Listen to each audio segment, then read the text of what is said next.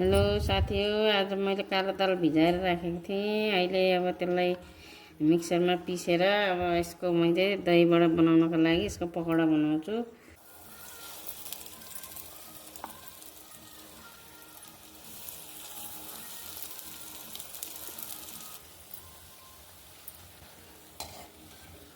यतिको रस निकाल्दा हुन्छ।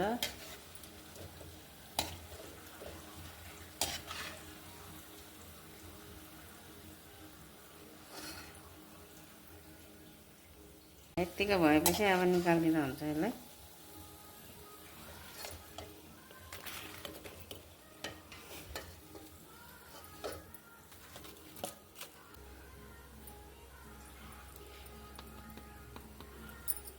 अब यसमा हामीले थोरै नुन राखेर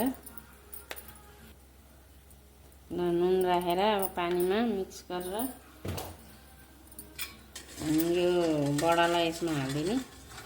यो फुल्छ यहाँ पानीमा गएपछि, अनि त्यसपछि फेरि हामीले पानीबाट बाहिर निकालेर अनि दहीमा राख्ने।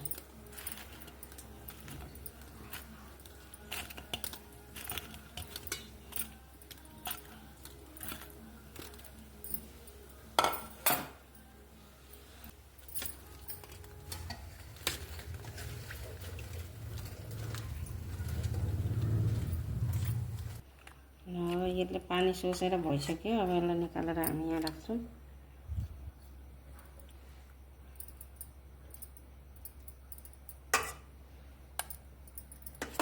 हल्का हल्का पानी निचार्दै अनि यसलाई निकाल्ने। यसरी चम्चाले दबाएर फेरि पुरै हातले निचाल्नु होला, सबै फुट्छ फेरि।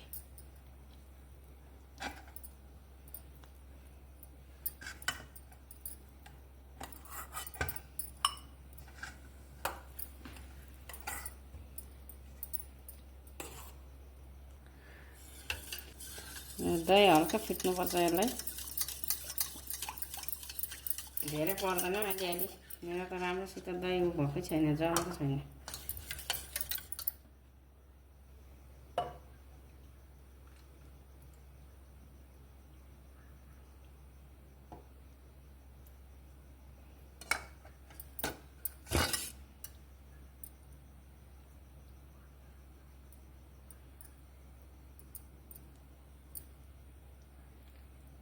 यस्तो गरेर पुरा दही राखिदिने।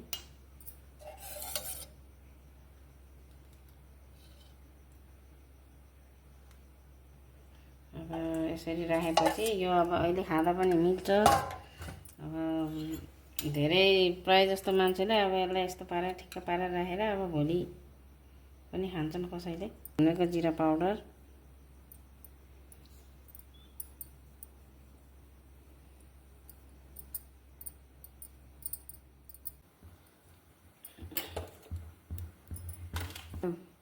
तड्का मार्ने यसलाई अलिकति।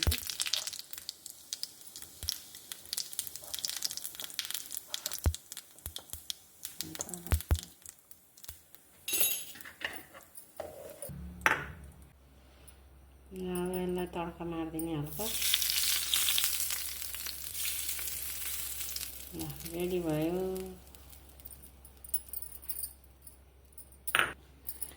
रेडी भयो। अब हजुरहरूले नि यसरी नै बनाएर खानु होला। दहीबडा मिठो हुन्छ। यसरी नै मैले बनाए जस्तो गरेर बनाएर खानुहोस्, त्यसपछि कमेन्ट गर्नुहोस् कस्तो भयो भनेर।